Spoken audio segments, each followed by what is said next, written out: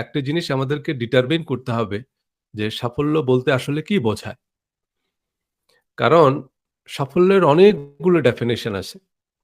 তো আমরা এই যে সিরিজ, এটা একটা লম্বা সিরিজ হবে। যদি আপনারা আগ্রহী থাকেন, আমাকে কমেন্ট করে জানাবেন। তাহলে আমরা এই সিরিজটা কন্টিনিউ করব।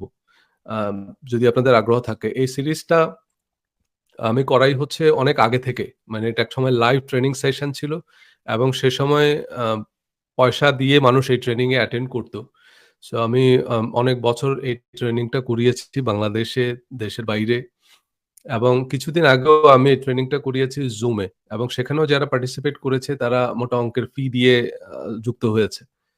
সো আমি চিন্তা করলাম যে আপনারা যারা আমাকে Facebook এ ফলো করেন, আপনারা যারা আমার YouTube চ্যানেল সাবস্ক্রাইব করেন বা YouTube, Facebook এ LinkedIn এ যারা আমাকে ফলো করেন, আমি চিন্তা করলাম যে আ এটাও এক ধরনের সাপোর্ট। কারণ আপনারা আমাকে যে ফলো করছেন, আপনারা আমার কনটেন্ট শেয়ার করেন, কমেন্ট করেন, লাইক করেন। সো আমি ভাবলাম যে তাহলে আমি এখানেও কথা বলি। আ যদিও ঠিক ভিডিও এডিট করা, আপলোড করা সেটা একটু সময় সাপেক্ষ ব্যাপার। আর লাইভে করলে হয় কি আপনারা যে প্রশ্নগুলো করেন, আ সেই প্রশ্নগুলোর ভিত্তিতে আমরা আলোচনা করতে পারি। সো আপনারা ২ টা বিষয় খুব কমন আ আলোচনা করতে পারেন কমেন্টে। মানে ২ টা বিষয়ে খুব কমন কমেন্ট করতে পারেন যদি আপনারা ঠিক কমেন্টের আইডিয়া খুঁজে না পান। একটা হচ্ছে আপনারা কোথা থেকে দেখছেন তাহলে অন্তত আমি বুঝতে পারবো যে আমার মেইন অডিয়েন্সটা আসলে কোন জায়গায়। তাহলে হয়তো নেক্সট টাইম আমরা যখন লাইভের schedule-টা করব, আমরা সেটা মাথায় রাখতে পারবো আরকি। আমি সেটা একটু বিবেচনায় রাখতে পারবো যে আমার সবচেয়ে বেশি আম দর্শক বা সবচেয়ে বেশি শ্রোতারা কোন জায়গায় থাকেন। সে অনুযায়ী আমরা schedule করতে পারবো পরবর্তী লাইভগুলোর। আর আরেকটা বিষয় হচ্ছে যেটা, সেটা হচ্ছে অন্তত এই সিরিজে আপনারা কে কোন প্রফেশনে আছেন, সেটা একটু লিখবেন। আপনার প্রফেশনটা কি? বা আপনি কোন প্রফেশনে আসলে সাকসেসফুল হতে চান? দেখুন, আমরা অনেকে মনে করি যে সাফল্য নিয়ে কথা বলার অধিকার শুধু তাদেরই আছে যারা মাল্টিমিলিয়নিয়ার বা মাল্টি-বিলিয়নিয়ার। লেটস সে যারা বিগ নেম, আ সাকসেস আইকন এরকম যারা আছে তারাই সাফল্য নিয়ে কথা বলতে পারবে।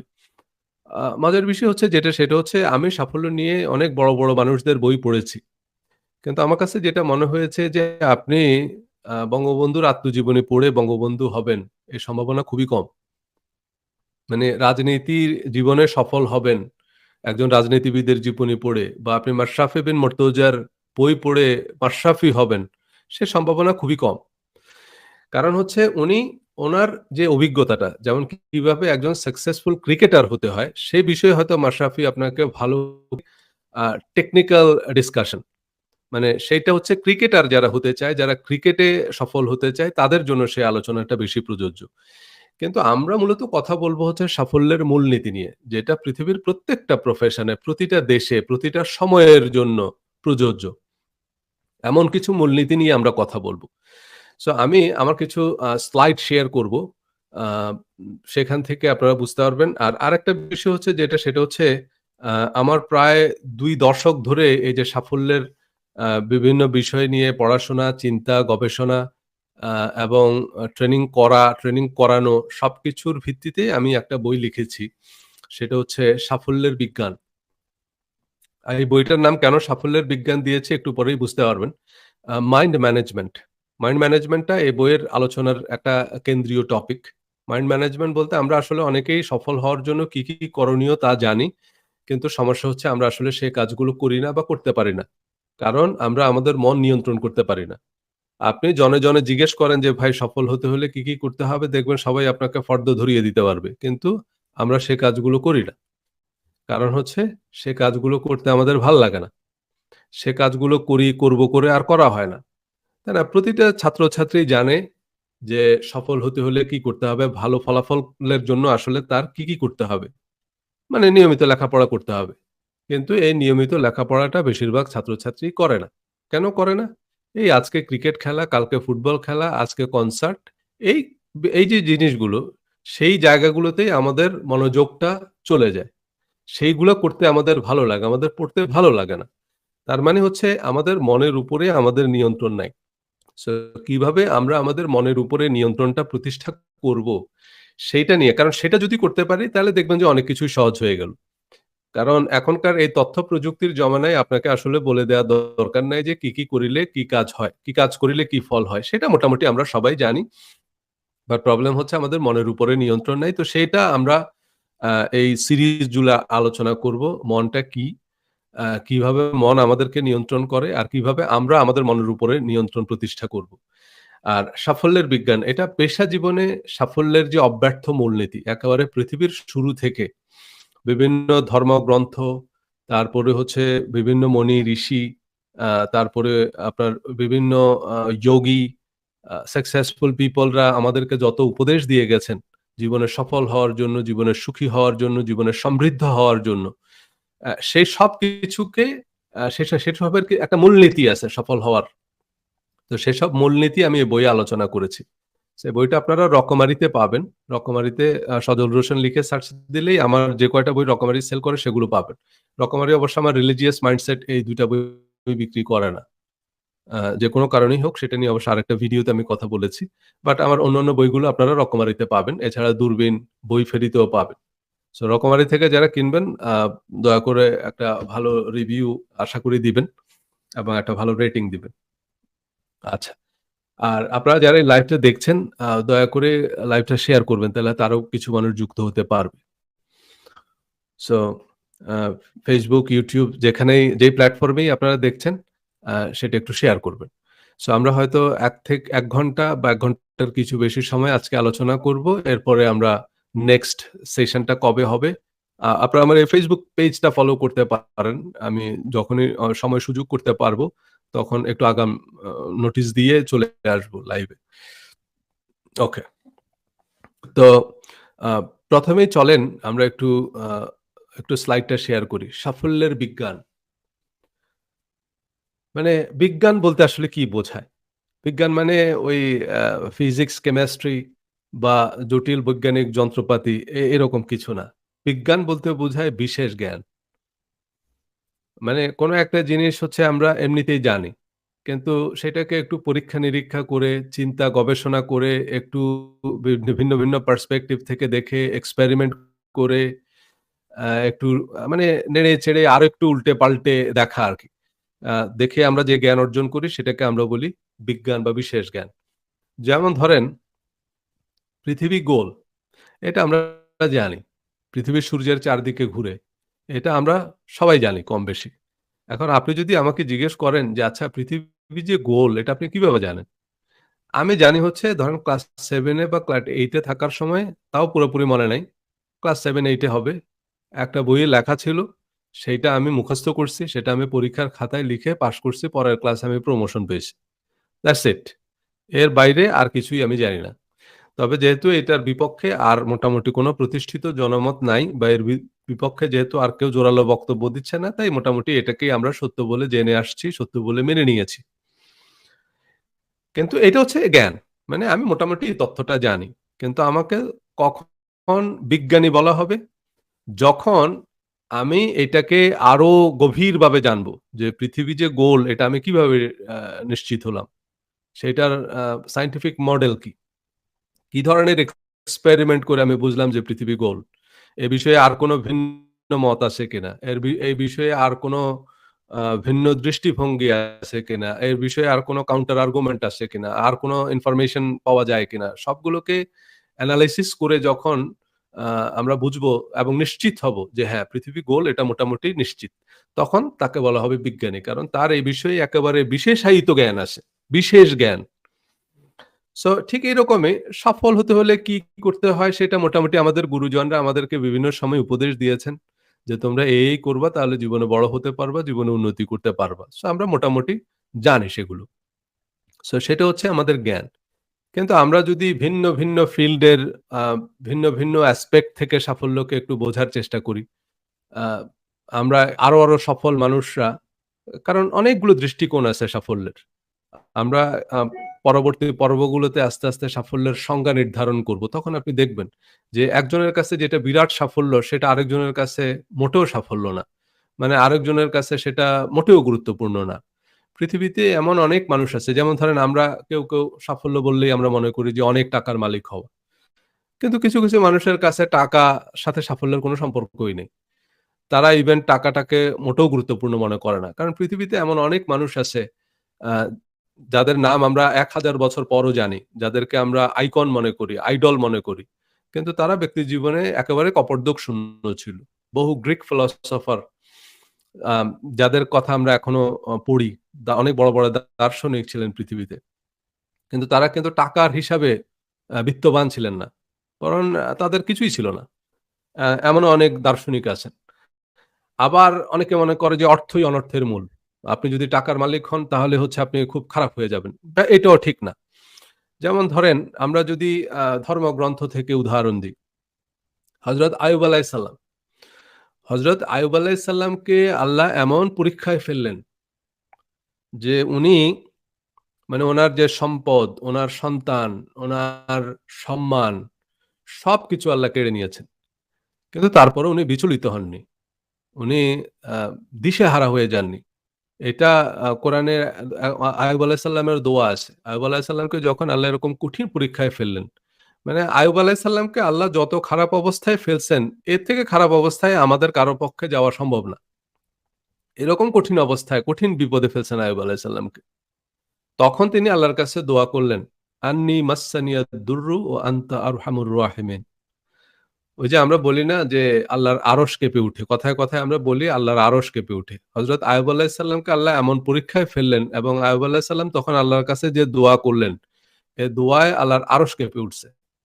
তখন আইয়ুব আলাইহিস সালাম যে দোয়াটা করলেন যে আন্নি মাসসানিয়াদ দুররু ওয়া আনতা আরহামুর রাহিমিন। উনি বলেন যে, "হে আল্লাহ, আমি না হয় জগতের সবচেয়ে দুঃখী মানুষ, কিন্তু আপনি তো সর্বশ্রেষ্ঠ দয়ালু।" তাহলে দেখেন, এইরকম কঠিন পরিস্থিতিতে গিয়েও কিন্তু উনি বিচলিত হননি। এটা হচ্ছে একজন নবীর জীবনী বলে আল্লাহ আমাদেরকে শিক্ষা দিচ্ছেন। আবার দেখেন হযরত সুলাইমান আলাইহিস সালাম। হযরত সুলাইমান আলাইহিস সালামকে আল্লাহ এমন বাদশাহী দিলেন, উনি নবীর ছেলে নবী, বাদশার ছেলে বাদশাহ। উনার আব্বা হযরত দাউদ আলাইহিস সালামও কিন্তু নবী ছিলেন, বাদশাহ ছিলেন। তো এমন বাদশাহী দিলেন আল্লাহ হযরত সুলাইমান আলাইহিস সালামকে যে উনি সমগ্র প্রাণীকুলের উপর উনার কর্তৃত্ব ছিল। মানে উনার যে আর্মি তাতে প্রকান্ড, প্রকান্ড ডাইনোসর, মানুষ, জিন এই নিয়ে হচ্ছে উনার আর্মি। এই দেড়দণ্ড প্রতাপশালী আর্মি যখন দুনিয়া কাঁপায় মার্চ করতেছিল, তখন একটা পিঁপড়া বলতেছিল যে, "সোলাইমানের আর্মি আসতেছে ভাগ, পায়ের নিচে পড়ে মরবি।" সোলাইমান আলাইহিস সালাম এই পিঁপড়ার এই কথাটা শুনছে। শুনে এটা এই যে আমি আপনাকে কোন আরব্য রজনীর গল্প বলতেছি না, আজব দুনিয়া গজব কাহিনী বলতেছি না, কোরআনের গল্প বলতেছি। কোরআনে একটা সূরা আছে। সূরা নমল। এই নমল মানে হচ্ছে পিঁপড়া। যেন তেন পিঁপড়া না। যে পিঁপড়ার জন্য বাদশা সুলাইমান তার আর্মি হল্ট করছে। এবং হল্ট করে সেখানে তিনি আল্লাহর কাছে একটা তাৎপর্যপূর্ণ দোয়া করলেন। সূরা নমলের ১৯ নম্বর আয়াত। রাব্বি আউজি'নি আন আশকুরা নি'মাতাকাল্লাতী আন'আমতা আলাইয়া ওয়া আলা ওয়ালিদাইয়া। যে হে আল্লাহ, আপনি আমাকে এবং আমার পিতামাতাকে যে নিয়ামত দিয়েছেন, তার জন্য আমাকে শুকরিয়া অবনত করেন। আমার মাথা নত করে দেন। তাই না? এই কথাগুলো কি রবীন্দ্রনাথ ভাবানুবাদ করছে। আমার মাথা নত করে দাও হে তোমার চরণ ধুলার তলে, সকল অহংকার হে আমার ডুবাও চোখের জলে। তাই না? এইটা আপনার সূরা নামলের ১৯ নম্বর আয়াতটা মিলিয়ে দেখলেই দেখবেন। আমারে না যেন করি প্রচার আমার আপন কাজে, ওয়ান আমালা সলেহান তারদাহু। তোমারই ইচ্ছা করো হে পূর্ণ আমার জীবন মাঝে। ওয়াদখিলনি বিরহমাতিকা ফি ইবাদিকাস সলিহিন। আমারে আড়াল করিয়া দাঁড়াও হৃদয়ে পদ্ম দলে, সকল অহংকার হে আমার ডুবাও চোখের জলে। তাহলে দেখেন আল্লাহ নবীদের এই জীবনের গল্প বলে আমাদেরকে আসলে কি শিক্ষা দিচ্ছেন? যে আইয়ুবের মতো ধুলায় মিশে গেলেও হিম্মত হারাবা না, আস্থা হারাবা না, বিশ্বাস হারাবা না, ভরসা হারাবা না। আবার সোলাইমানের মতো বাদশা হলেও একটা পিঁপড়াকে নজরান্দাজ করবা না। সুতরাং আপনি পয়সা দিয়ে কখনো সাফল্যকে মাপা যায় না। বহু মানুষ পয়সা পেয়ে ডিরেল্ট হয়ে গেছে। যেমন সোলাইমান আলাইহিস সালামের মতো বাদশাহী কিন্তু আল্লাহ ফেরাউনকেও দিয়েছিল। কিন্তু ফেরাউন কৃতজ্ঞতা প্রকাশ করা তো দূরের কথা, নিজেকেই কিন্তু খোদা দাবি করে বসছে। যে কারণে আল্লাহ তাকে দুনিয়াতেই অপদস্থ করছে। আখিরাতের শাস্তি তো আছেই। তাহলে একজন মানুষ সফল হলে হযরত দাউদ আলাইহিস সালাম বাদশা ছিলেন। কিন্তু উনি দুনিয়ায়ও বাদশা, আখিরাতেও কিন্তু উনি বাদশা। হযরত সুলাইমান আলাইহিস সালাম দুনিয়াতেও রাজত্ব করেছেন, উনি আখিরাতেও কিন্তু রাজা। সো প্রশ্ন হচ্ছে যেটা আবার হযরত আইয়ুব আলাইহিস সালামকে দিয়ে আল্লাহ মানুষকে শিক্ষা দিচ্ছেন যে জীবনে যত দুরবস্থায় যাও, আস্থা হারাবা না, বিশ্বাস হারাবা না, ভরসা হারাবা না, হিম্মত হারাবা না। তো আপনি এখন আমরা এই যে আজকে যে কয়জন আমরা এই লাইভ সেশনে যুক্ত হয়েছি, আমাদের একেক জনের অবস্থা একেক রকম। আমি কেন বলছি যে আপনি অনেক সফল একজন মানুষের গল্প পড়ে তার মতো হতে পারবেন না। দেখুন আমি যদি ইভেন আমার জীবনের গল্পও বলি আপনাকে। অনেকে মনে করে যে আমাকে সাফল্যের বিজ্ঞান বই লিখতে হলে বা মোটিভেশনাল স্পিচ দিতে হলে আমার নিজের সাফল্যের গল্প বলতে হবে। আমার সাফল্যের গল্প শুনে আপনি আমার মতো হতে পারবেন না।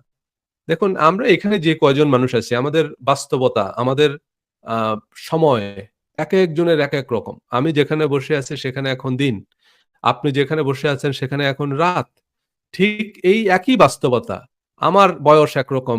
এখানে অনেকেই আছেন যার হয়তো আমার অর্ধেক বয়স। এখানে আবার এমনও অনেকে আছেন যার আমার ডাবল বয়স। সো একেক বয়সে সাফল্যের সংজ্ঞা একেক রকম। একেকজনের কাছে সাফল্যের প্রায়োরিটি একেক রকম। আমার কাছে যে জিনিসটা গুরুত্বপূর্ণ এই মুহূর্তে, আরেকজনের কাছে সেই জিনিসটা মোটেও গুরুত্বপূর্ণ না। সুতরাং আমার জীবনের গল্প পড়ে আপনি সাকসেসফুল হবেন, আমার মতো হবেন এমনটা না। আমার কাছে যেসব রিসোর্সেস আছে, আমার সামনে যেসব সুযোগ আছে, আপনার সামনে হয়তো তার থেকে আরো অনেক বড় সুযোগ আছে। আমি চাইলে আপনার মতো হতে পারব না, আপনি চাইলে আমার মতো হতে পারবেন না। সো আমরা মূলনীতি নিয়ে কথা বলব। কে কথাগুলো বলতেছে সেটার চেয়ে কি কথা বলতেছে সেটা গুরুত্বপূর্ণ। আমরা সেই জিনিসগুলো বোঝার চেষ্টা করব। সো সাফল্যের বিজ্ঞান আমরা যদি আ সেই বিজ্ঞানটুকু বোঝার চেষ্টা করি যে সাফল্য আসলে কি জিনিস? আ ওকে। দেখুন এই যে সিরিজটা মানে এই বই আমি যদি বইয়ের কথা বলি, বই বা এই সিরিজটা আমরা যখন কন্টিনিউ করব, আমরা এই সিরিজে মোটামুটি ৪ টা আ সেগমেন্টে কথা বলব। কতদিনে আমরা এই সিরিজটা শেষ করতে পারবো সেটা জানি না।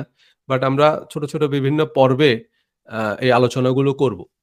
তো ১ম এই থাকবে হচ্ছে সাফল্যের কঙ্কাল।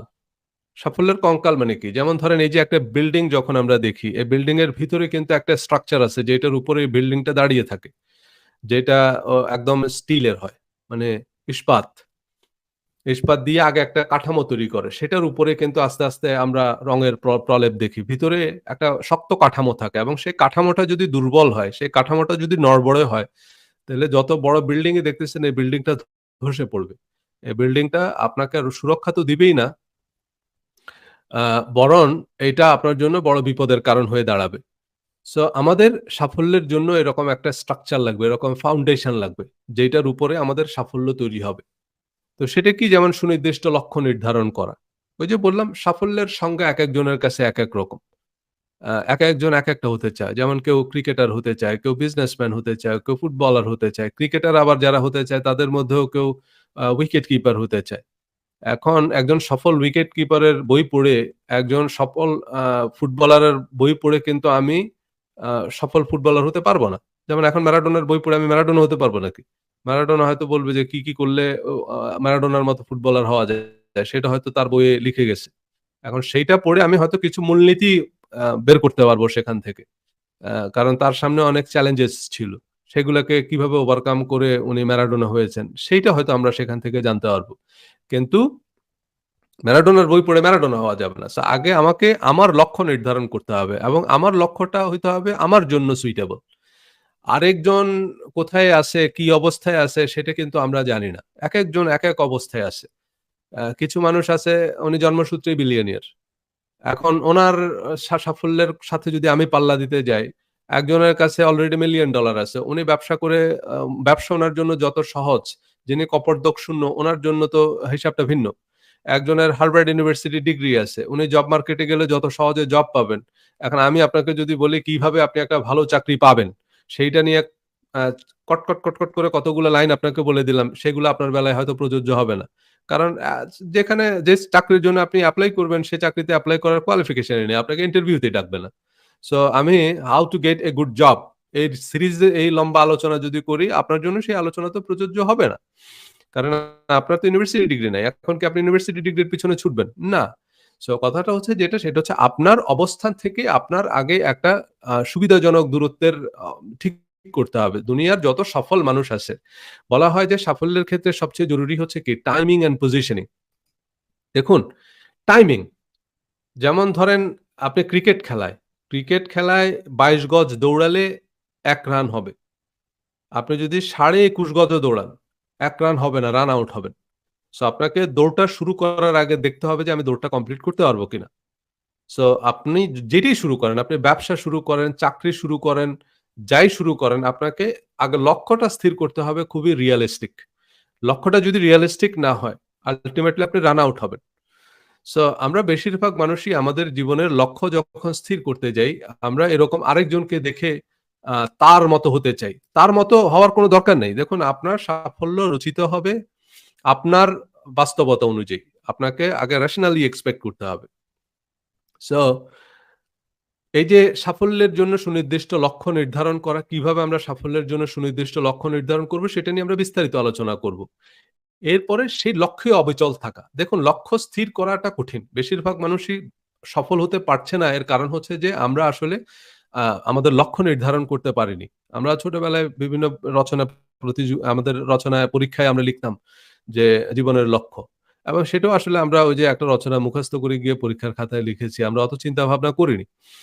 তো বাস্তবতা হচ্ছে যেটা সেটা হচ্ছে আগে আমাকে সফল হওয়ার জন্য আমার জীবনের লক্ষ্য নির্ধারণ করতে হবে। যে লক্ষ্য নির্ধারণ করা সহজ না। লক্ষ্য নির্ধারণের ক্ষেত্রেও কিছু বৈজ্ঞানিক প্রক্রিয়া পদ্ধতি আছে। যে আপনি লক্ষ্য মানে কি? আপনি যদি বলেন যে আমি ডাক্তার হইতে চাই, আমি ইঞ্জিনিয়ার হইতে চাই, এগুলো কোনো বৈজ্ঞানিকভাবে আ নির্ধারিত লক্ষ্য না। মানে এগুলো প্রপার গোল সেটিং না। গোল সেটিং এর কিছু সায়েন্টিফিক মেথড আছে। আপনার গোলের মধ্যে প্রপার এলিমেন্টস থাকতে হবে। তাহলে সেটা আপনাকে হেল্প করবে। আদারওয়াইজ সেটা কাজ করবে না। সো লক্ষ্য নির্ধারণ করা নিয়ে আমরা কথা বলব। আবার অনেক সময় লক্ষ্য নির্ধারণ করলাম ঠিকই। কিন্তু আনফরচুনেটলি সে লক্ষ্যে আমরা স্থির থাকতে পারি না।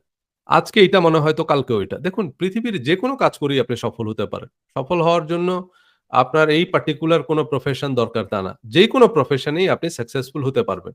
আবার একটা জিনিস এইটা খুব পরিষ্কার মনে রাখেন। এই যে অনেক সময় আমরা যে কারণে আ কনসেনট্রেট করতে পারি না। আজকে মনে হয় যে অ্যাফিলিয়েট মার্কেটিং, কালকে মনে হয় ফ্রিল্যান্স ওয়েবসাইট ডিজাইন। পরশুদিন মনে হয় যে না আমি তাহলে আ কি করব? আমি অ্যাকাউন্টেন্ট হব। এরপরে মনে হয় যে আমি ডাক্তার হব। এরপর মনে হয় আমি ইঞ্জিনিয়ার হব। একেক দিন একেকটা মনে হয়। এর কারণটা কি? কারণ আমরা অনেক সময় মনে করি যে না ভাই ডাক্তারদের অনেক বেশি ইনকাম। একজন সফল ডাক্তারকে দেখে আপনার এটা মনে হলো। কিন্তু আসলে বিষয় হচ্ছে যেটা সেটা হলো যেমন ধরেন পৃথিবীর সব প্রফেশনে সাকসেসফুল মানুষের সংখ্যা মানে আপনি যদি খুব হাইলি সাকসেসফুল মনে করেন যে মিলিয়নিয়ার যে একজন মিলিয়নিয়ার এদের সংখ্যা আপনার লট লেস দ্যান 1%। এটা সব প্রফেশনে। সব প্রফেশনেই আপনার অলমোস্ট 90% পিপল হচ্ছে আ একদম সাব-স্ট্যান্ডার্ড বা বিলো এভারেজ বা এভারেজ। আ মানে মেক করে বা এভারেজ একটা লাইফস্টাইল মেইনটেইন করে। সেটা ডাক্তারদের বেলায় বলেন, বিসিএস ক্যাডারদের বলায়ও বলেন। আপনি যদি মনে করেন যে ভাই আমি যদি পুলিশে জয়েন করি তার মানে আমি আইজিপি হব। সেটার সম্ভাবনা হচ্ছে লট লেস দ্যান 1%। আর বাকি যারা আছে তাদের মধ্যে আপনার বেশিরভাগই কিন্তু আপনার এসপির উপরেই উঠতে পারে না। এবং খুব অল্প কয়েকজন আছে যারা বিভিন্ন পলিটিক্যাল বা অন্যান্য সবকিছু মিলিয়ে একটু গুরুত্বপূর্ণ পজিশন হোল্ড করে। সেটাও আপনার ওই যে 5% মেক্সিমাম। আর বাকি 80% 70% পিপল কিন্তু একদম এভারেজ। এদেরকে সোশ্যাল মিডিয়ায় ওদের এমন কোনো প্রভাব প্রতিপত্তি নাই। ডিপার্টমেন্টেও খুব একটা উল্লেখযোগ্য প্রভাব প্রতিপত্তি নাই। তাদের জাস্ট একটা চাকরি আছে। তারা প্রতিদিন অফিসে যায়। এই। মানে আ এটা এমন খুব বেশি যে তারা পয়সা রোজগার করে বা খুব একটা সম্মান, প্রভাব, প্রতিপত্তি মানে যেটাকে আমরা সাকসেস বলতে পারি। যেটা দেখে যেমন ধরেন আপনি আ আর্মি অফিসার হতে চান। আপনি মনে করতেছেন যে আর্মি অফিসার হলে আমি বাংলাদেশ সেনাবাহিনীর প্রধান হব বা আমি মেজর জেনারেল হব। মেজরের উপরে যেতে পারে না 20% অফিসারও। 80% অফিসার রিটায়ার করে হচ্ছে মেজর থেকে। এবং মেজর মোটামুটি একটা এভারেজ পদবী। সো এখন এইজন্যই বললাম এ আপনি কোন একটা প্রফেশনে যেমন ধরেন অ্যাফিলিয়েট মার্কেটিং এখন খুব হালের ক্রেজ। অ্যাফিলিয়েট মার্কেটিং করে আমরা দেখতেছি যে ভাই অমুকে খুবই সাকসেসফুল হচ্ছে। $1,00,000 ইনকাম করতেছে ট্রু। এগুলো আবার শুনলে স্ক্যাম মনে করবেন না। প্রচুর অ্যাফিলিয়েট মার্কেটার আছে তারা $100,000 পার মান্থ ইনকাম করে। ইয়ারলি $1,000,000 মানে 7 ফিগার ইনকাম করে এরকম অ্যাফিলিয়েট মার্কেটার আছে। So it's true. But at the same time আপনাকে এটাও মাথায় রাখতে হবে যে 90% অ্যাফিলিয়েট মার্কেটার ১ পয়সা ইনকাম করে না। এটা হচ্ছে একেবারে ফ্ল্যাট। 90% অ্যাফিলিয়েট মার্কেটার ১ পয়সা ইনকাম করে না। আর বাকি এই যে কিছু আছে আপনার ধরেন 5 to 8% আছে যারা টুকটাক। মানে কখনো $100, $50 এরকম কিছু ইনকাম করছে। বাট সেটা ফুল টাইম ইনকাম না তাদের। মানে অকেশনালি কিছু ইনকাম করছে, দে আর এক্সাইটেড। এটা হচ্ছে গিয়ে আর মোটামুটি 1% লোক আছে বা 2%, 3% লোক আছে যারা এটা থেকে ফুল টাইম ইনকাম করে। মানে ১০০ জনের মধ্যে ১ জন বা ২ জন পাবেন যারা এই অ্যাফিলিয়েট মার্কেটিং থেকে ফুল টাইম ইনকাম করে। হোয়াটএভার ওনার ফুল টাইম এক্সপেন্স। বাংলাদেশে থাকলে একরকম, আমেরিকায় তো বেশিরভাগ বেগের পক্ষে এসব অ্যাফিলিয়েট মার্কেটিং এর ইনকাম দিয়ে সারভাইভ করা কঠিন বা লিটারালি ইম্পসিবল। সো বাংলাদেশে থেকে অনেকে অবশ্য ভালো করতেছে সে কারণে। কারণ খরচের চাপ কম। এনিওয়ে, আমি যদি কনটেন্ট ক্রিয়েশন এর কথাও বলি, যেমন ধরেন Facebook, YouTube এ আপনি কনটেন্ট ক্রিয়েট করবেন। হ্যাঁ, YouTube এ কনটেন্ট ক্রিয়েট করে অনেকেই আছে লাখ, লাখ টাকা ইনকাম করে। এটা সত্যি। আবার এটাকে কেউ স্ক্যাম মনে করেন না। It's Real money. Facebook আপনাকে যে আপনার ভিডিও যদি ভিউ হয়, আপনাকে Facebook পয়সা দিবে। এবং Facebook থেকে লক্ষ, লক্ষ টাকা ইনকাম করতেছে। বাংলাদেশের কনটেন্ট ক্রিয়েটরও ইনকাম করতেছে। YouTube চ্যানেল থেকে আপনার ধরেন 6 ফিগার, মাল্টিপল 6 ফিগার ইনকাম করতেছে। এরকম হাজার, হাজার উদাহরণ আছে। হাজার, হাজার ইউটিউবার আছে যারা 6 ফিগার বলতে বোঝায় বছরে $1,00,000 বছরে $1,00,000 প্লাস ইনকাম করলে এটাকে বলে 6 ফিগার। কেউ যদি বছরে $2,00,000 প্লাস ইনকাম করে তাহলে আমরা বললে মাল্টিপল 6 ফিগার। এগুলো ইয়ারলি কাউন্ট হয়। আর বছরে 7 ফিগার ইনকাম মানে হচ্ছে বছরে $1,000,000। হ্যাঁ, প্রচুর ইউটিউবার আছে যারা বছরে 7 ফিগার ইনকাম করে বা মাল্টিপল 7 ফিগারও ইনকাম করে। যেমন ধরেন আ আ আপনার এই যে মিস্টার বিস্ট নামে একটা চ্যানেল আছে। জিমি ডোনালডসন। তার চ্যানেলের দামই উঠছে $1,000,000,000 একটা ইউটিউব চ্যানেল সেটার দাম $1,000,000,000 তাও সে সেল করে নাই। কারণ হচ্ছে তাহলে সেখান থেকে সে কত ইনকাম করে সেটা তো আপনি আন্দাজ করতেই পারেন। তো কোয়েশ্চেন হচ্ছে যেটা সেটা হলো যে YouTube থেকে মানুষ ইনকাম করে প্রচুর ইনকামের অপশন আছে। প্রচুর ইনকামের সুযোগ আছে। But at the same time এটা আপনাকে মাথায় রাখতে হবে যে YouTube এ কনটেন্ট ক্রিয়েটরদের মধ্যে 90% ১ পয়সা ইনকাম করে না। ওই যে রুল অফ থাম্ব। মানে এটা হচ্ছে এভারেজ। এটা আপনাকে মাথায় রাখতে হবে যে 90% একটা পয়সা ইনকাম করে না। তারপরে হচ্ছে ওই যে মোটামুটি ইনকাম করে, ফুল টাইম ইনকাম করে এরকম লোকের সংখ্যা হচ্ছে লট লেস দ্যান 1%। 1% এরও কম। যারা মোটামুটি কিছু টুকটাক কনসিস্টেন্টলি ইনকাম করে আরকি $100 হোক, $200 হোক কনসিস্টেন্টলি ইনকাম করে এরকম লোকের সংখ্যা লট লেস দ্যান 1%। এরপর হচ্ছে যেটা সেটা ওই যে বললাম লাখ, লাখ টাকা ইনকাম করে এরকম লোকের সংখ্যা হচ্ছে আপনার লাখে ১ জন। ১,০০,০০০ ইউটিউবারের মধ্যে ওরকম ১ জন পাবেন। সো এজন্য একজনের সাকসেস স্টোরি দেখে যদি আপনি মনে করেন যে ভাই সফল হওয়ার এটাই তরিকা। না, সেটা হয়তো আপনার জন্য কাজ করবে না। এখন আমি Facebook এ কিছুটা সফল সেটা দেখে আপনি যদি মনে করেন যে না ভাই আমাকে কনটেন্ট ক্রিয়েট করতে হবে। এখন কনটেন্ট ক্রিয়েটর হতে গিয়ে দেখা গেল যে শেষ পর্যন্ত আপনি আসলে সেখানে সফল হতে পারেননি। সো আগে দেখতে হবে যে আপনার কাছে ওরকম কনটেন্ট ক্রিয়েশন এর আইডিয়া আছে কিনা। কনসিস্টেন্টলি আপনি এই জায়গায় কন্টিনিউ করতে পারবেন কিনা। কনসিস্টেন্টলি আপনি ভালো কনটেন্ট ক্রিয়েট করতে পারবেন কিনা। সেটা যদি মনে না হয়, তাহলে আপনি আপনার কাজ করেন। সবাইকে কনটেন্ট ক্রিয়েট করতে হবে এমন কোন শর্ত নাই। আর কনটেন্ট ক্রিয়েশন খুবই রিস্কি একটা বিষয়। এটার কিছু সেটব্যাক ও আছে। সো এজন্যই বললাম যে কোন একজনকে দেখে আমি যদি মনে করি যে এটাই সাফল্যের রাস্তা, আপনি আপনারটা ছেড়ে দিয়ে ওটার পিছনে দৌড়ানো শুরু করলেন। আবার কালকে আরেকজন এসে বলবে যে ভাই উনি তো আ ওয়েবসাইট বানিয়ে মিলিয়নিয়ার হয়ে গেছে। আপনি এবার সব ছেড়ে ছুড়ে ওয়েবসাইট বানানোর পিছনে লেগে গেলেন। So wrong concept. আমাদেরকে আগে একটা লক্ষ্য স্থির করতে হবে এবং সেই লক্ষ্যে অবিচল থাকতে হবে। যে এখন ডিজিটাল মার্কেটিং এর ক্রেজ যে হ্যাঁ, আমি যদি ভাই ফ্রিল্যান্সার হতে চাই তাহলে আমাকে ডিজিটাল মার্কেটিং শিখতে হবে। না, আপনি যদি অ্যাকাউন্টেন্ট হন অ্যাকাউন্টিং রিলেটেড সার্ভিস আপনি দিতে পারবেন বিভিন্ন অনলাইন প্ল্যাটফর্মে। এবং প্রচুর অ্যাকাউন্টেন্ট আছে তারা ফ্রিল্যান্সার হিসাবে সাকসেসফুল। প্রচুর মেডিকেল প্রফেশনাল আছে। আপনি যেই প্রফেশনে আছেন সেই জায়গায় আপনি সাকসেসফুল হতে পারবেন। সো আপনার আরেকজনকে দেখে দৌড়ানোর দরকার নেই। সো একটা লক্ষ্য স্থির করতে হবে এবং সেই লক্ষ্যে হচ্ছে আপনাকে অবিচল থাকতে হবে। সেই লক্ষ্যে আ আ সেই লক্ষ্যে আপনাকে আ শুনে ইয়ে থাকতে হবে। আচ্ছা, এরপর হচ্ছে এই যে সেটার জন্য আমাদের যে মানে ইতিবাচক মানসিকতার দরকার হয়, সেইটা নিয়ে আমরা কথা বলব এবং যে কাঠামো বা কঙ্কালের উপর সাফল্য রচিত হয়। আচ্ছা, এরপর আমাদের জন্য একটা বড় চ্যালেঞ্জ যেটা সেটা হচ্ছে যেমন ধরেন আমরা সফল হতে চাই। বাট আনফরচুনেটলি আমরা যে কারণে সফল হই না, সেটা হচ্ছে আমাদের মধ্যে কিছু ব্যাড হ্যাবিট, আমাদের মধ্যে কিছু বদভ্যাস তৈরি হয়েছে। এটা ঠিক শারীরিক রোগের মতো। অনেক সময় আসে না বংশগত কিছু রোগ হয়। আপনি দেখবেন ডাক্তারের কাছে গেলে ডাক্তার অনেক সময় জিজ্ঞেস করে যে, আপনার বাবার দিকে কারো এইরকম রোগ ছিল কিনা, ব্লাড প্রেশার ছিল কিনা, ডায়াবেটিক ছিল কিনা, মায়ের দিকের কারো ছিল কিনা এরকম কিডনিতে প্রবলেম ছিল কিনা, সেগুলো জিজ্ঞেস করে। কারণ হচ্ছে এগুলো ওই উত্তরাধিকার সূত্রে আমাদের মধ্যে কিছু রোগ চলে আসে। আমাদের আ বাবা-মা বা দাদা-দাদি, নানা-নানি যদি এসব রোগ থাকে সেগুলো যেমন আমাদের মধ্যে আসে, ঠিক তেমনি এমন কিছু মানসিক রোগ আছে। এখন সেই রোগগুলা একেবারে যখন ক্লিনিক্যাল পর্যায়ে চলে যায়, যখন আমরা আশেপাশের লোক বুঝতে পারে যে এ লোক মানসিকভাবে অসুস্থ, তখন হয়তো তারা ধরে ডাক্তারের কাছে নিয়ে যায়। বাট তার আগ পর্যন্ত আমরা অনেকে বুঝতে পারি না যে আমাদের মধ্যে ছোট, ছোট কিছু রোগ আছে।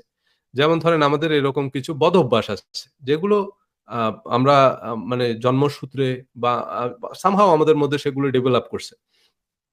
সেই বদঅভ্যাসগুলো, সেই রোগগুলো আমাদের আসলে সাফল্যের জন্য প্রতিবন্ধকতা। এগুলোকে যদি আমরা কিউর করতে পারি, এগুলোকে যদি আমরা আ নিরাময় করতে পারি, এগুলো যদি আমরা ইরেজ করতে পারি, তাহলে দেখবেন আমাদের সফল হওয়ার যে যাত্রাটা, আমি সফল হওয়া বলতে আগেই বলতেছি, সফল হওয়া বলতে আমরা কি বুঝি বা সফল হওয়া বলতে আমরা কি বোঝাই সেটা আমরা আলাদা একটা পর্বে আলোচনা করব। সাফল্যের সংজ্ঞা। মানে সাফল্য আসলে জিনিসটা কি? সেটা নিয়ে আমরা লম্বা আলোচনা করব। তো সাফল্য মানে খুব বড় বিখ্যাত কিছু হওয়া না। সাফল্য মানে এই না যে আপনাকে মানুষ চিনতে হবে, নেম ফেম। মানুষের সেই সাফল্যেরও একটা হায়ারার্কি আছে। মানুষের ১ম এ যে নিড গুলো। ১ম এ হচ্ছে মানুষের থাকে হচ্ছে যে অন্ন, বস্ত্র, বাসস্থান, শিক্ষা, চিকিৎসা এগুলো হচ্ছে একেবারে basic needs. But immediately after that মানুষের এক্সপেকটেশন বাড়তে থাকে। আ এইভাবে একটা সময় গিয়ে মানুষের হচ্ছে সেলফ অ্যাকচুয়ালাইজেশন। মানে একটা সময় যে আমাকে মানুষ চিনবে। নাম ডাক তৈরি হবে। তখন হচ্ছে মানুষ স্কুল বানায়, কলেজ বানায়, মসজিদ বানায়, মাদ্রাসা বানায় যে হ্যাঁ, আস্তে, মানুষের তখন স্পিরিচুয়াল বা আদার্স দিক থেকে মানুষ তখন বিভিন্ন জায়গায় কন্ট্রিবিউট করতে চায়। সেই জিনিসগুলো সবই আছে এই বইয়ের মধ্যে। এছাড়া আমাদের বয়সের সাথে আমাদের এই প্রত্যাশাগুলো পরিবর্তন আসে। মানসিক বিকাশের ৮ টি ধাপ নামে এই বইয়ে একটা আলাদা আ সেকশন আছে, একটা চ্যাপ্টার আছে। আমাদের বয়স। একটা বয়সে যেটা আপনার কাছে খুবই গুরুত্বপূর্ণ সেটা আরেকটা বয়সে গিয়ে কিন্তু আপনার কাছে মোটেও গুরুত্বপূর্ণ মনে হবে না। যেমন ছোটবেলায় আমরা এই যে ছেঁড়া স্যান্ডেল, তারপরে বোতল ভাঙা এগুলো সব জমা করে রাখতাম। কারণ ওই যে কটকটিওয়ালা আসবে। কটকটিওয়ালাকে দিয়ে আমরা হচ্ছে কটকটি খাবো। যে শনপাপড়ি, মজার খানা। একেক অঞ্চলে একেক কথা, একেক নামে হয়। তো এগুলো একটা সময় আমাদের কাছে এতই লোভনীয় ছিল যে আমাদের মনে হতো যে বড় হয়ে আমরা যখন চাকরি-বাকরি করব তখন তো আমরা অনেক টাকা ইনকাম করব। তখন আমরা যত খুশি কটকটি খেতে পারব। কিন্তু এখন কি সেই কটকটি আপনি খান? খান না। তো এই যে জিনিসগুলো তার মানে কি একটা সময় যেটা আপনার কাছে খুবই লোভনীয় মনে হবে সেটা আ আজকে মানে এই একটা বয়সে এই যে ইয়াং এজ এ এখন আমাদের কাছে একটা জিনিস খুবই গুরুত্বপূর্ণ মনে হচ্ছে। যারা এখন বয়স ২০-২২ বছর তাদের কাছে দুনিয়ায় সবচেয়ে গুরুত্বপূর্ণ যে জিনিসগুলো, আপনার বয়স যখন ৪০ বছর হবে তখন এগুলো আপনার কাছে কটকটির মতো মনে হবে। যে হায় রে! আমি আমার এই ইয়াং এইজ এ কত গুরুত্বপূর্ণ সময় কত বেহুদা কাজে ব্যয় করছি। এইসবের পিছনে আমি সময় নষ্ট করছি। অথচ এগুলোর জীবনে কোনোই গুরুত্ব নাই। কোনোই আ ভ্যালুই নাই। সো যিনি এখন 60 ইয়ার্স এইজ এ আছেন, আমরা এখন যে জিনিসগুলো চিন্তা করি উনার আ 60 ইয়ার্স এইজ এ গিয়ে কিন্তু সেই জিনিসগুলো আপনার কাছে একেবারেই গুরুত্বহীন মনে হবে। একেবারে সময়ের অপচয় মনে হবে। সো বয়সের সাথে মানুষের যে ম্যাচুরিটি আসে, বয়সের সাথে মানুষের প্রায়োরিটি বদলায়। বয়সের সাথে মানুষের মধ্যে এই যে মানসিক বিকাশ ঘটে, সেই কারণে মানুষের এই অগ্রাধিকারগুলো বদলাতে থাকে। তো সেইজন্য আমাদের সাফল্য বা সেগুলো অনেকটা বয়সের সাথে পরিবর্তিত হয়। তো আমরা সাফল্যের সংজ্ঞা দেখব। কিন্তু যা কিছুই আমরা অর্জন করতে চাই, সেটা শেষ পর্যন্ত আমরা অর্জন করতে পারি না। এর কারণ হচ্ছে আমাদের কিছু বদঅভ্যাস। তো সেগুলোকে আমরা একটু এক্সামিন করব আলাদা একটা চ্যাপ্টারে। সেখানেও আমরা অনেকগুলো আলোচনা করব, অনেক লম্বা আলোচনা করব যে আ এই যে আমাদের ব্যর্থতার যে কারণগুলো, ব্যর্থতার রোগ নির্ণয়। সো সেখানে গেলে আমরা তখন বুঝতে পারবো যে আমাদের মধ্যে এমন কতগুলো বদঅভ্যাস তৈরি হয়েছে, এগুলোর কিছু তৈরি হয়েছে আমাদের ফ্যামিলি থেকে। এখন আপনি বলবেন যে, "কি আপনি আমাদের ফ্যামিলি নিয়ে প্রশ্ন তুলছেন?" আমরা যে ফ্যামিলিতে বেড়ে উঠছি, সেই ফ্যামিলির মানুষদের চিন্তাভাবনা আমাদের মধ্যে কিন্তু অটোমেটিক্যালি ইনস্টলড হইছে। আ সো তাদের ধর্মীয় বিশ্বাস, তাদের রাজনৈতিক বিশ্বাস, ভাষা, তাই না? আমরা যে পরিবারে বেড়ে উঠছি সেখান থেকে আমাদের পরিবারের মানুষের যে ভাষা, সেটা কিন্তু অটোমেটিক্যালি আমরা অ্যাডপ্ট করছি। সেটার জন্য আমাদের আলাদা করে কোনো চেষ্টা, কসরত করতে হয়নি। আপনি যদি বরিশাল অঞ্চলে বেড়ে উঠেন, তাইলে যে বরিশালিয়া ভাষা কিভাবে শিখছেন? ফ্যামিলি থেকে। আমার বাড়ি হচ্ছে নোয়াখালী। সো নোয়াখালীর ভাষা আমাকে কষ্ট করে শিখতে হয় না। বরং চেষ্টা করলেও এটা থেকে আর বের হওয়া যায় না। তাই না? যতই আমি একটু প্রমিত শুদ্ধ উচ্চারণে বলার চেষ্টা করি, তারপরেও ওই যে আঞ্চলিক যে টানটা, তাই না? একটু আসি যায় আরকি। তো কারণ হচ্ছে যেটা সেটা হলো এটা আমাদের মাথায় এমনভাবে ইনস্টলড হয়ে গেছে যে সেখান থেকে আমরা চাইলেও কিন্তু বের হতে পারি না। একটু টান তো আসবেই। তো ঠিক এরকমই আমাদের মাতৃভাষার মতোই আমাদের যে আ পরিবারের সদস্যদের চিন্তাভাবনা, তাদের যে ধ্যান ধারণা, তাদের যে আ আ সবকিছুই আমাদের মধ্যে ইনস্টলড হয়ে গেছে। এখন কথাটা হচ্ছে আমরা একেকজন একেকটা পরিবারে বেড়ে উঠছি। এখন পরিবার থেকে সবকিছু যে আমরা ইতিবাচক শিখেছি তা না। অনেক কিছু নেতিবাচকও শিখছি। সো অনেক এই যে জিনিসগুলো সেগুলো আমাদের মধ্যে ইনস্টলড হয়ে গেছে। তারপর হচ্ছে স্কুল। স্কুল একটা বড় ভূমিকা রাখে। এখন আমরা একেকজন একেকটা মিডিয়ামের স্কুলে পড়ছি।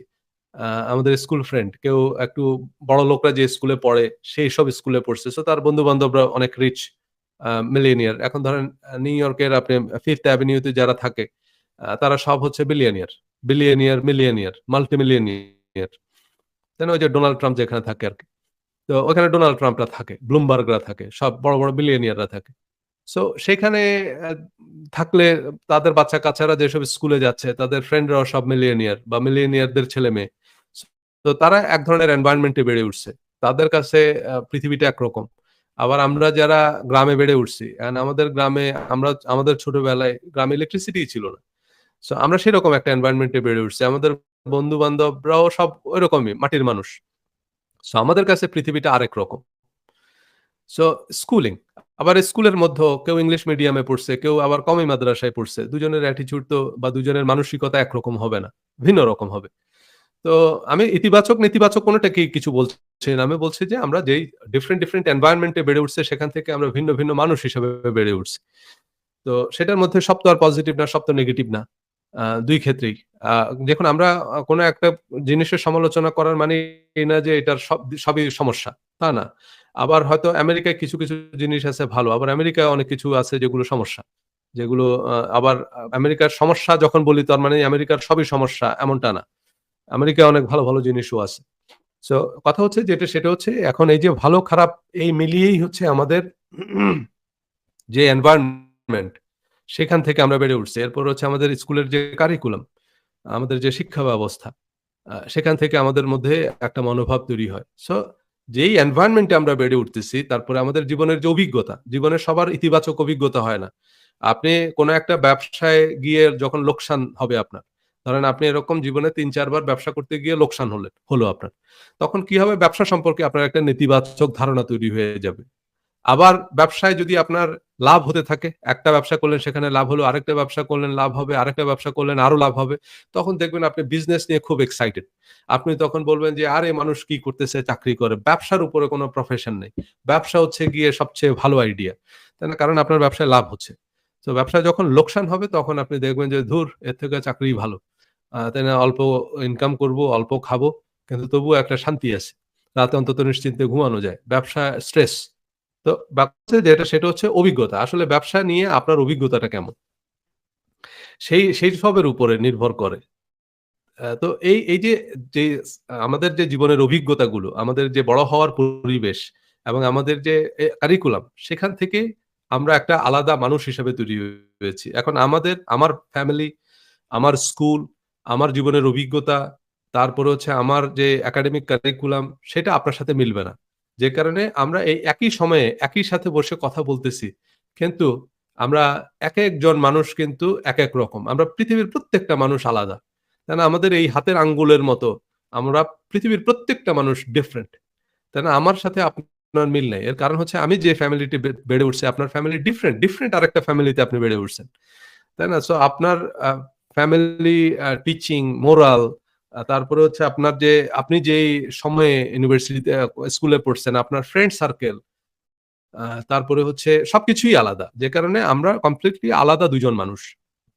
এখন আমাদের অনেক পজিটিভ কিছু আছে যেমন অনেক পজিটিভ জিনিস যদি খুঁজতে যাই তাহলে হয়তো আপনার মধ্যে অনেক কিছু আছে যেটা পজিটিভ আমার চেয়ে বেশি। আবার কিছু নেগেটিভ জিনিস সেগুলো আমাদের মধ্যে somehow ইনস্টল হয়ে যাচ্ছে আমাদের এনভায়রনমেন্ট থেকে, আমাদের অবচেতনে, আমাদের অনিচ্ছায় হলেও সেই জিনিসগুলো আমাদের মধ্যে somehow চলে আসতেছে। সো তখন এগুলো নিয়েই কি আমরা আমাদের জীবন অতিবাহিত করব? না। আমরা সেগুলোকে ডিটেক্ট করব। যে এই নেগেটিভিটি এগুলো আমাদেরকে পিছন থেকে টেনে ধরে রাখে সেটা যেখান থেকেই আমাদের মধ্যে ইনস্টলড হলো, আমরা সেগুলোকে চিহ্নিত করব এবং সেগুলোকে আমরা ইরেজ করব। কিভাবে? সা কারণ সেগুলো যদি আমরা ঠিক চিনতে না পারি। যেমন ধরেন ডাক্তার আগে কি করে? ডায়াগনোসিস করে। আগে উনি রোগ ধরার চেষ্টা করে। আগে ব্লাড টেস্ট, এই টেস্ট, সেই টেস্ট করে ইসিজি টিসিজি করে আগে দেখে যে আপনার আসলে শরীরে রোগটা কি? কারণ রোগ যদি নির্ণয় করা না যায় তাহলে চিকিৎসা উনি কিভাবে দিবেন? সো আগে আমাদের এই যে মনোরোগ, যে আমরা সাফল্যের পিছনে যখন আমরা সফল হতে পারছি না, কেন পারছি না সফল হতে? কারণ হচ্ছে আমাদেরকে আমাদের এই বদঅভ্যাসগুলো আমাদেরকে পিছন থেকে টেনে ধরে রাখে। সো এই বদঅভ্যাসগুলো কিভাবে আমাদের মধ্যে ডেভেলপ করলো এবং সেটা আসলে আমাদেরকে কিভাবে নিয়ন্ত্রণ করে সেই জিনিসগুলো যখন আমরা জানবো, তখন আমাদের জন্য সেই জিনিসগুলোকে ইরেজ করা, সেই জিনিসগুলোকে আমাদের রিমুভ করা সহজ হবে। এরপর আমরা এই সিরিজে যেটা নিয়ে কথা বলব সেটা হচ্ছে কাজের কথা। মানে হার্ড স্কিল। দেখুন আপনি শুধু মোটিভেশন দিয়ে তো আর আপনি দুনিয়াতে সফল হতে পারবেন না। আপনার অবশ্যই একটা হার্ড স্কিল থাকতে হবে। মানে সেটা ব্যবসার কথাও যদি আমরা বলি। তো ব্যবসা মানে এই না যে আপনি ব্যবসা করবেন, ব্যবসায় নামলেই আপনি সাকসেসফুল হবেন। নো। ব্যবসা করতে হলে আপনাকে জানতে হবে ব্যবসা কিভাবে করতে হয়। ব্যবসা কিন্তু ব্যবসা নিয়ে এখনকার ইউনিভার্সিটি গুলোতে সবচেয়ে হট কেক মানে সবচেয়ে দামি ডিগ্রি হচ্ছে ব্যবসা। ব্যবসা শেখানো হচ্ছে। সো ব্যবসার অনেকগুলো আ শাখা-প্রশাখা আছে এবং ব্যবসায় অনেক চ্যালেঞ্জ আছে। ব্যবসার এই চ্যালেঞ্জ গুলো যদি আপনি না বুঝেন, যেমন আমার আরেকটা বই আছে। আ সাফ আ সেটা হচ্ছে মগের মুল্লুকের অর্থনীতি। বিশেষ করে বাংলাদেশে যারা ব্যবসা করতে চাইবেন, তাদের জন্য এই বইটা অবশ্য পাঠ্য। এটা নেগেটিভ না, মানে বাস্তবতা আমি তুলে ধরেছি যে মগের মুল্লুকের অর্থনীতি। কারণ আপনি যখন ব্যবসা করতে যাবেন, তখন আপনি বুঝতে পারবেন যে ব্যবসা শুধু যে ব্যবসার বই পুস্তক পড়ে যারা ব্যবসা করতে যাবেন আরকি। যে আপনি ফিলিপ কটলারের মার্কেটিং এর বই পড়ে ব্যবসা করতে যাবেন, পরে গিয়ে দেখবেন যে না, আমি বইতে যেরকম পড়ছি মার্কেট সিনারিও তো সেরকম না। সেখানে আপনি দেখবেন যে একটা হরিলুট চলতেছে। সো আপনাকে, কারণ এগুলো কোনো মার্কেটিং বা ব্যবসার বই পুস্তকে লেখা হয় না, বলা হয় না। তো এই বইটা এজন্য সবার পড়তে হবে। মগের মুল্লুকের অর্থনীতি। আমি হয়তো সেটা নিয়েও পরবর্তীতে কথা বলব এবং কিছু জিনিস আমি আপনাকে দেখাবো। এখানে মূলত বড় ব্যবসা প্রতিষ্ঠানগুলো, আমাদের দেশের বড় ব্যবসা প্রতিষ্ঠান যেগুলো আছে, যেমন ধরেন এই যে ট্রান্সকম, বেক্সিমকো, বসুন্ধরা গ্রুপ, যমুনা গ্রুপ, এই যে বড় ব্যবসা প্রতিষ্ঠানগুলো, তারাই হচ্ছে বাংলাদেশের বড় মিডিয়ার মালিক। সো মিডিয়া চোরকে সাধু, সাধুকে চোর বানায়। সো এইভাবে এবং এই দে এদে এ এরাই আবার রাজনৈতিক ক্ষমতার ধর। মানে এরাই আবার পলিটিক্যাল পাওয়ার। আবার এরাই হচ্ছে সরকার, প্রশাসন, এই যে পুলিশ, দুদক এরা সব নিয়ন্ত্রণ করে। যে কারণে আপনি যদি তাদের কম্পিটিটর হন, আপনি যত সহি শুদ্ধভাবেই ব্যবসা করেন, আপনার এই অর্থ পাচার, তারপরে হচ্ছে কর ফাঁকি, খাদ্যে ভেজাল, বিভিন্ন ধারায় দেখবেন যে আপনার ব্যবসা তো গেল উল্টা জেল জরিমানা। সো এর কারণ হচ্ছে যেটা সেটা হচ্ছে এই মিডিয়া। মিডিয়ার নিয়ন্ত্রণে হচ্ছে বড় কোম্পানিগুলো। সো এই বাস্তবতাটা অনেকে বুঝতে পারে না, অনেকে জানেও না। তারা হুট করে ব্যবসায় নেমে পরে দেখা যায় যে অজগরের পায়ে পা পড়ছে। এরপরে সে এসে তারা পেঁচায় ফেলছে। সে কিন্তু নিরীহ। বহু নিরীহ মানুষ জেল খাটতেছে। বহু নিরীহ মানুষ হচ্ছে আপনার অনেক বিপদগ্রস্ত হয়ে গেছে। কারণ এই মিডিয়া। মিডিয়া গুলো হচ্ছে চোরকে সাধু বানায়, সাধুকে চোর বানায়। সো সেসব নিয়ে আমি কথা বলছি কিভাবে একদম পত্রিকার রিপোর্ট গুলো ধরে দেখিয়েছি। আমি সেখানে সব আ ইনফরমেশন দেয়া। আপনি পড়লেই বুঝতে পারবেন। সো মগের মুল্লুকের অর্থনীতি। তো এইজন্যই বললাম যে আপনাকে ব্যবসা করতে হলে ব্যবসা বুঝতে হবে। ব্যবসা করতে হলে অ্যাকাউন্টিং, ফাইন্যান্স, মার্কেটিং এইগুলা, কারণ শুধু মার্কেটিং জানলেই হবে না। ব্যবসা শুধু মার্কেটিং দিয়ে হয় না। মার্কেটিং হচ্ছে ব্যবসার একটা ডিপার্টমেন্ট মাত্র। সো আপনি ভালো মার্কেটিং জানলেই হবে না। আবার আপনার কাছে একটা প্রোডাক্ট আছে, আপনি এটা সেল করতে পারবেন না যদি আপনি না জানেন কিভাবে সেল করতে হয়। সো ব্যবসা কিভাবে করতে হয় সেটা আপনাকে জানতে হবে। সেই হার্ড স্কিল যদি আপনার না থাকে। সো এজন্য আমার আরেকটা সিরিজ আছে। ইনফেক্ট আমি আরেকটা বইও লিখেছি। আ আ সেটা হচ্ছে ডিজিটাল মার্কেটিং। সেটা কারণ আমি মার্কেটিংটাই বুঝি। সো আমি মার্কেটিং নিয়েই বই লিখেছি। কিন্তু শুধু মার্কেটিং জেনে তো আর আপনি ব্যবসা করতে পারবেন না। আপনাকে অবশ্যই আরো জিনিসগুলো জানতে হবে। অন্য সোর্স থেকে। কিন্তু ব্যবসা না জানলে আপনি ব্যবসা করে সফল হতে পারবেন না। মোটিভেশনাল স্পিচ দিয়ে আপনি সাকসেসফুল হতে পারবেন না। আপনার অবশ্যই হার্ড স্কিল থাকতে হবে। সো হার্ড স্কিল বলতে যে জিনিসটা বোঝায়।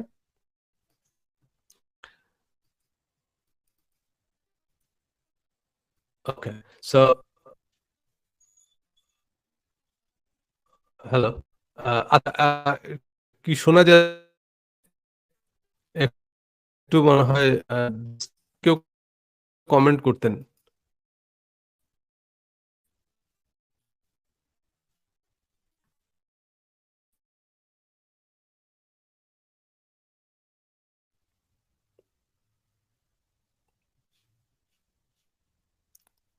আ একটু কেউ কমেন্ট করে যদি জানাতেন যে আমাদের লাইভটা কি শোনা যাচ্ছে? আ একজন লিখলেন যে শুনতে প্রবলেম হচ্ছে। A poor network. এখন কি ঠিক আছে? হ্যালো? হ্যালো? এখন ক্লিয়ার। ওকে। জি, মাঝখানে একটু ইয়ে হচ্ছিল। সাউন্ড সমস্যা হচ্ছে। এখন মনে হয় ঠিক আছে। জি, একটু মাঝখান দিয়ে একটু ডিস্ট্রাক্ট করছে। যাই হোক, তো যে জায়গাটায় ছিলাম সেটা হচ্ছে কাজের কথা।